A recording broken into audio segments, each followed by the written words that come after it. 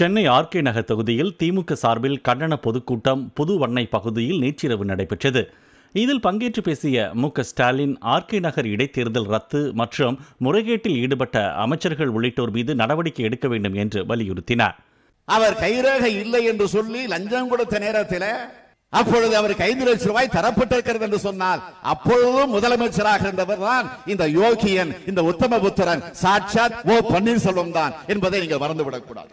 மணல் ரெட்டியோடு சேர்ந்து நின்று மொட்டை அடிச்சுக்கிட்டு பொன்னாடையை போத்திக்கிட்டு நாதஸ்வர வித்வா மாதிரி 2 பேரும் பக்கத்துல நின்றுகிட்டு போட்டோ கொடுத்து பத்திரிகையில வந்த கதை தெரியாதா? ஆக அந்த மணல் மாஃபியா சேகர் ரெட்டியினுடைய கொள்ளைக்கு காரணமே இந்த ஓபிஎஸ் தான். ஆகவே மணல் ரெட்டி வீட்டில ரைடு நடந்தாச்சு. அமைச்சராக இருந்த விஜயபாஸ்கர் வீட்டில ரைடு நடந்துகிட்டு இருக்கு. ஏற்கனவே தலைமைச் செயலாளர் ராம்மோகன் ராவ் வீட்டில, அவருடைய அலுவலகத்தில், அவருடைய மகன் வீட்டில ரைடு நடந்தாச்சு.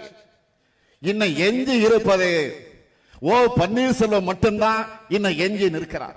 வெகு விரைவில் அது அம்பலத்திற்கு வரப்போகிறது. எவ்வளவு நாள் பிஜேபி தயவில் நீ ஒளிந்து கொண்டிருக்கலாம் என்று கனவு கொண்டிருக்காத.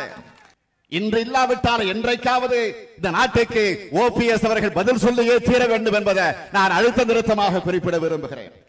எதிர்காலத்தில் ஆர்கே நகர் போல் எந்த தொகுதியிலும் இதுபோன்ற சம்பவங்கள் நடக்கக்கூடாது என்பதை தேர்தல் ஆணையம் உறுதி செய்ய வேண்டும் என்று அவர் கேட்டுக்கொண்டார். அதிமுக ஆட்சியின் ஊழல்கள் குறித்து ஓய்வு பெற்ற உச்சநீதிமன்ற நீதிபதி தலைமையில் விசாரணை நடத்த வேண்டும் என்று மு.க.ஸ்டாலின் வலியுறுத்தினார்.